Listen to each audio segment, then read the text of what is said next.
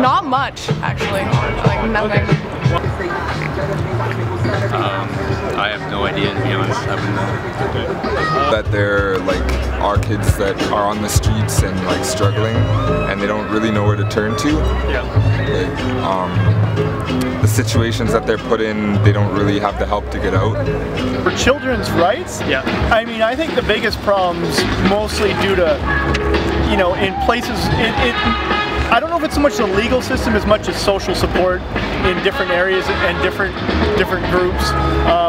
Equality, isn't easily found. I think, if you boost everybody with the same services, if you're already up there, it might work better than if, you're at the bottom. So I think if you fix social inequality, probably children's rights and the justice system stuff may sort itself out. I don't know.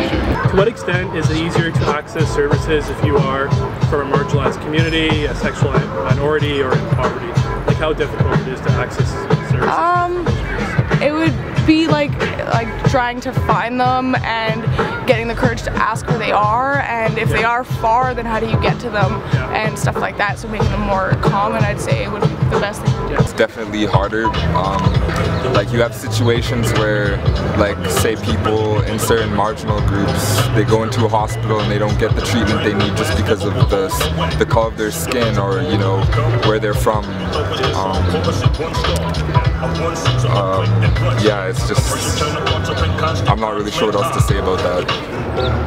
I would think it'd be harder, to do that, but I'm not sure though. I don't really. I guess there's no. It's very difficult.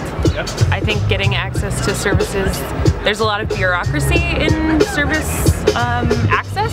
So if you don't actually have the capacity to know how to navigate those systems, you don't have a worker or someone helping you, it's really challenging. Do you think that all children have equal access to healthcare, education, sexual education, legal aid? And if not, why? I'm not sure. I'd like to think if you're a Canadian citizen, then yeah, you should have equal access no matter your race. Not necessarily. Some kids are in shitty home situations, but nobody knows about it. And if they don't tell anybody or they don't know it's a crappy situation, then how are they supposed to fix it? And not all parents are necessarily fit parents and make sure that their children get what they need. For sure. I think that there are definitely mental health services, but if you're not in school, and like I said, if you don't have a worker, then how do you even know that those things exist? I don't know. I know that they're iHuman, you can use services in the city, Old Strathcona Youth Society, yes, all of those organizations make that a priority for the work that they do, but I think there is, again, a lot of stigma attached to the mental health services and what that actually means, and when we expect young people to sit down and get counseling or do that stuff with complete strangers without the relationship kind of behind that, I think is not realistic. If a child is accused of wrongdoing, they're presumed innocent until proven guilty. How much do you agree with that statement? They definitely treat you differently between whatever race, gender, whatever you are. It's definitely a big problem nowadays, and as you can see, a lot of people are starting to step out towards that. Why do you think it's a problem? Why are they doing it to these youth?